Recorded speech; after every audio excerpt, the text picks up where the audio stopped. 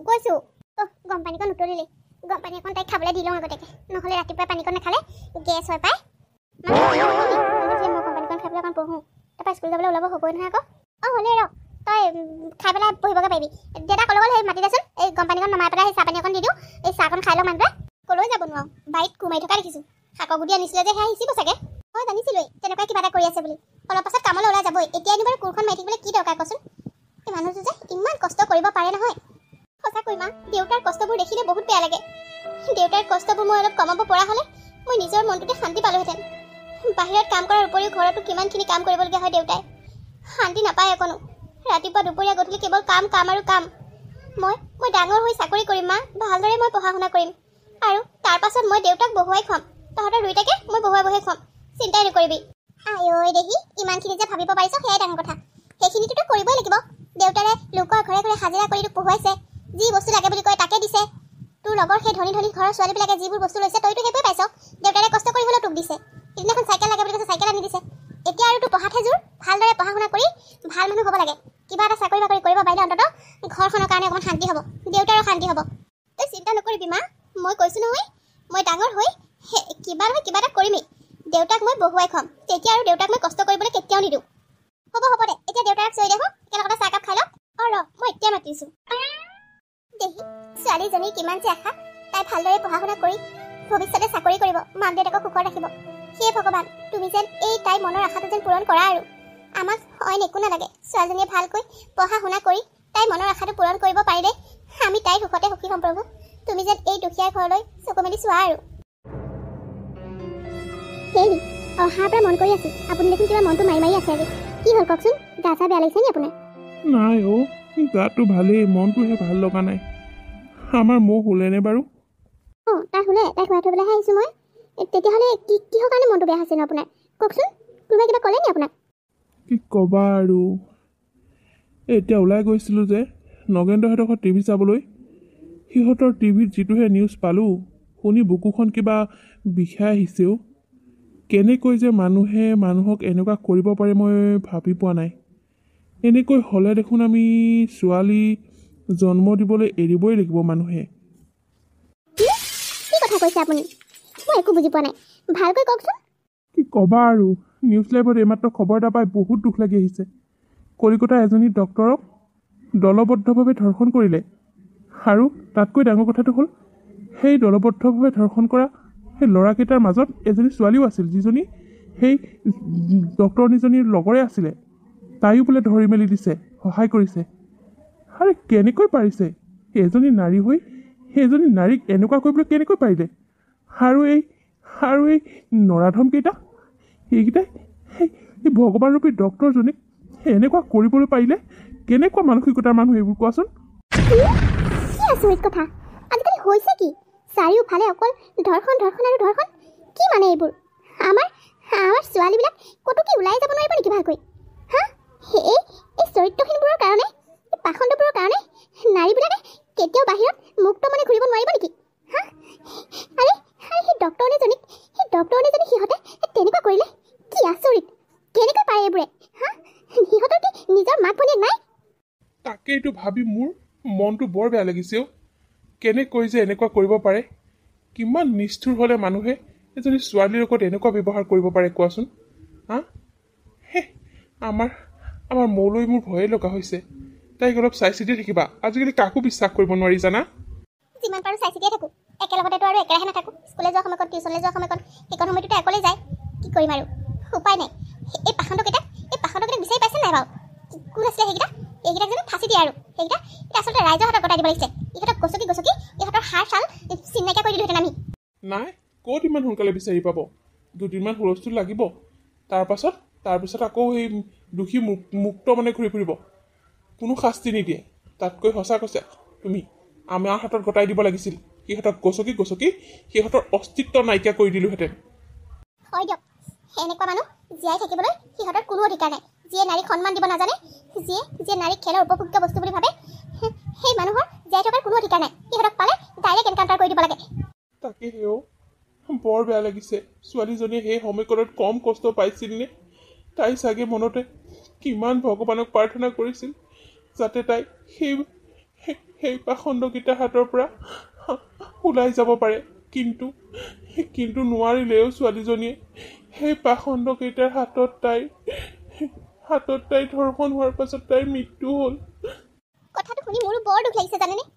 ভগৱানৰ ওচৰত প্ৰাৰ্থনা কৰিছোঁ তাই আত্মাই যাতে সৎগতি পাওক আৰু এই কুকুৰকেইটাক ভগৱানে উচিত শাস্তি দিয়ক। হয় দিয়া, ময়ো তাকেই মনে প্ৰাণে কামনা কৰিছোঁ। আহা এতিয়া শুই থাকা, ৰাতিও বহুত হ'ল। হ'ব দিয়ক, শুৱক, আপুনিও শুৱক। কামৰ পৰা অহাৰ পৰা অকণো ৰেষ্ট লোৱাই নাই আপুনি। শুই যাওক, ৰাতিপুৱা আকৌ সোনকালে উঠিবই লাগিব নহয়। খুৰী আহক আহক, কিবা নিবলৈ আহিলেনে? নাই অ', একো নিবলৈ অহা নাই। ঘৰত অকলে আছিলোঁ, সেইটো কাৰণে অকণমান ওলাই আহিলোঁ। এহেঁতৰ আকৌ স্কুল ছুটি দিব হ'ল যে, অকণমান বোলো আগবাঢ়ি যাওঁ। অঁ হয় নি? ছুটি দিব আৰু অকণমান সময় আছে নহয়। বহক ইয়াতে। দেশৰ খা খবৰবোৰ পাইছনে? অঁ খুৰীদেউ, দেখি আছোঁ মোবাইলে টিভি আকৌ সেইটো নিউজকে দি আছে। বৰ বেয়া লাগিছে অ'।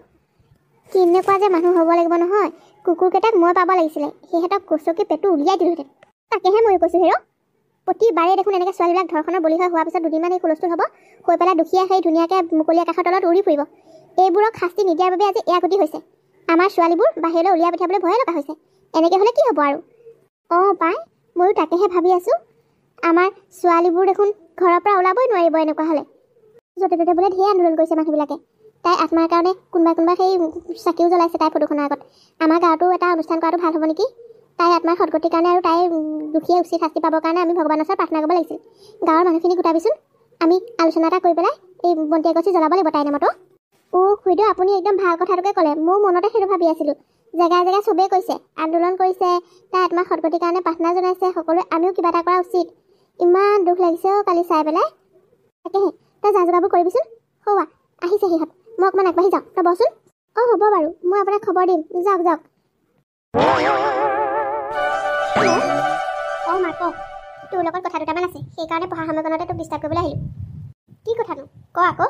চামো, স্কুললৈ গ'লে সদায় ডাইৰেক্ট স্কুলৰ পৰা আহোঁতে ঘৰলৈ আহিবি। ক'তো ৰৈ মেলি নাহিবি। কোনোবা অচিনাকি মানুহে যদি কিবা খাবলৈ দিয়ে নাখাবি, শুনিছ নহয়? আৰু এই টিউশ্যনলৈ যাওঁতেও চিধা টিউশ্যন যাবি আৰু ঘৰলৈ আহিবি। ক'তো নৰবি, কোনোবাই মাতিলেও নৰবি। আজিকালি দিনকাল একেবাৰে ভাল নহয়। এই শুনিছ নহয় নিউজবিলাকত, আকৌ তহঁতৰ স্কুলত সেইদিনা মনোপ্ৰাৰ্থনা কৰিছিলে নহয়, এই ডক্টৰ নিজে মাৰিছিলে। আজিকালি একদম দিনকাল ভাল নহয়। চব চাই চিতি চলিবি দেই। কোনোবাই মমতে কিবা এটা খাবলৈ দিলেও অচিনাকি মানুহে নাখাবি।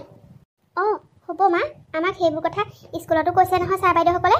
তেতিয়াহ'লে সেইবোৰ কথাত মন দিবি বুজিছ। ছোৱালী মানুহজনী হৈ অকলে অকলে ক'তো ঘূৰি নুফুৰিবি। আজিকালি দেশকালৰ একেবাৰে গতি ভাল নহয়। হ'ব মা হ'ব, তই চিন্তা কৰি থাকিব নালাগে দে। মা অ' মা, তুমি হ'লো ইমানকৈ চিঞৰি আছ? একো হোৱা নাই। টিউশ্যনলৈ যাওঁ আকৌ তোক কৈ থৈ যাব নালাগে যদি নকওঁ আকৌ। অঁ সেইটো কথা। হ'ব দে যা, সোনকালে আহিবি কিন্তু। সেই বাঢ়নীকণ পাৰিলে অকণমান দৌৰি পেলাই পাৰ হৈ আহিবি। হ'ব দে, সদায় সদায় একেবিলাক কথাকে কি গাই থাক। আৰু শুন, দেউতা আহিলে কবি কিন্তু আজি মাংস অকণ আনিবলৈ। তোক মই কৈছোঁ নহয়, আজি ৰুটি আৰু মাংস খাব মোৰ বহুত মন গৈ আছে। অঁ হ'ব দে, ৰাতিপুৱা পৰা আজি 10 বাৰমান কলি। খুৱাম দে, তই চিন্তা কৰিব নালাগে। তই মাথো সোনকালে আহিবি। এনেও সন্ধিয়া হৈ আহে, এইকণ সময় মোৰ বৰ ভয় লাগি থাকে। হ'ব দে অ', তোৰ জীয়েৰক এইখন গাত কোনেনো কি কৰিব, চব দেখোন আমাৰ নিজৰ মানুহে। তই একেবাৰে অকণমান বেছিয়ে চিন্তা কৰ পাই। হ'ব যা, এতিয়া কথা পাতি থাকি দেৰি কৰি থাকিব নালাগে। যা সোনকালে আহিবি।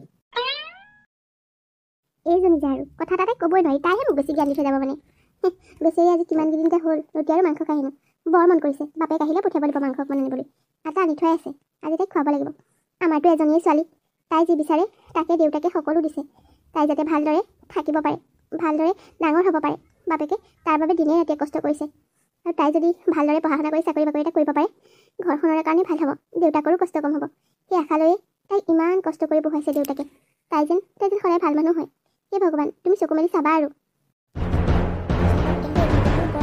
আজি আকৌ পোৱালীজনীও নাহিলে নহয়। কোন আপোনালোক? কোন হয় আপোনালোক? এনেকৈ মোক বাট আগচি ধৰিছে যে, আঁতৰি দিয়ক, মোৰ দেৰি হৈছে। পলাব আমি এই দিবলৈ বাট আগচি ধৰিছো বুলি ভাবিছা নেকি? কিয় ধৰিছে আপোনালোকে মোক? এৰি দিয়ক বুলি কৈছো নহয়, এৰি দিয়ক। ঐ কোন আছা? কোনোবা আছে নেকি? মোক বচাওক। এইকেইটা কোন, মই চিনি নাপাওঁ।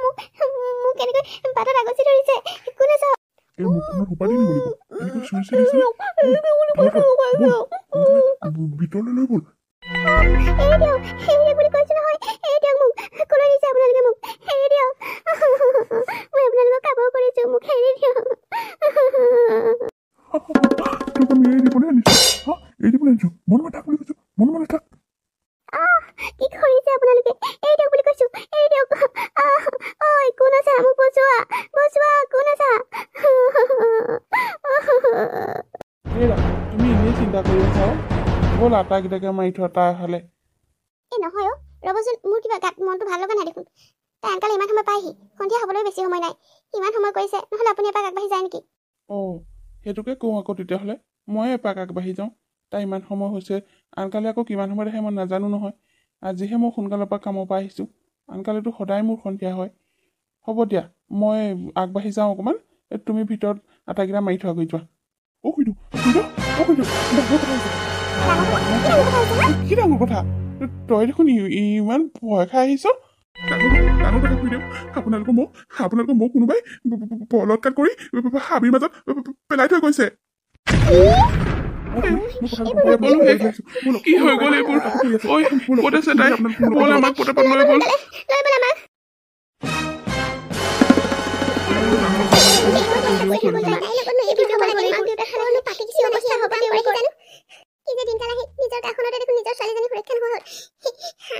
আগতে লোকৰ জেগাত শুনি আছিলো এতিয়া দেখোন নিজৰ ওচৰতে হ'ল আজি কেইদিন হৈছে এইটো ঘটনা হৈ যোৱা ইমান ডাঙৰকৈ ঘটনাটো হৈ যোৱাৰ পাছতো ইমান দলে বলে সকলোৱে প্ৰতিবাদ কৰি থকাৰ পাছতো নিজৰ ওচৰতে দেখোন এইবোৰ কাণ্ড হ'ল ৰাম ৰাম কি যে হ'ব এতিয়া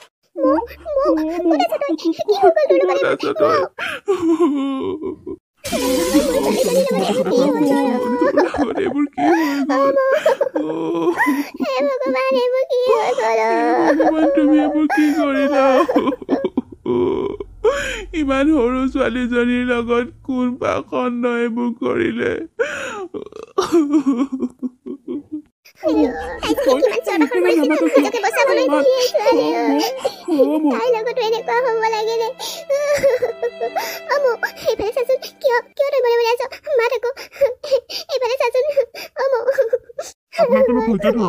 তাইক এতিয়াই হস্পিটেলত ভৰ্তি কৰাব লাগিব বহুত ব্লিডিং গৈছে নহ'লে কি হ'ব ঠিক নাই আপোনালোকে হস্পিটেললৈ নিয়াৰ ব্যৱস্থা কৰক লগত মই গৈছোঁ চিকিৎসা কৰাবলৈ লৈ যাব লাগে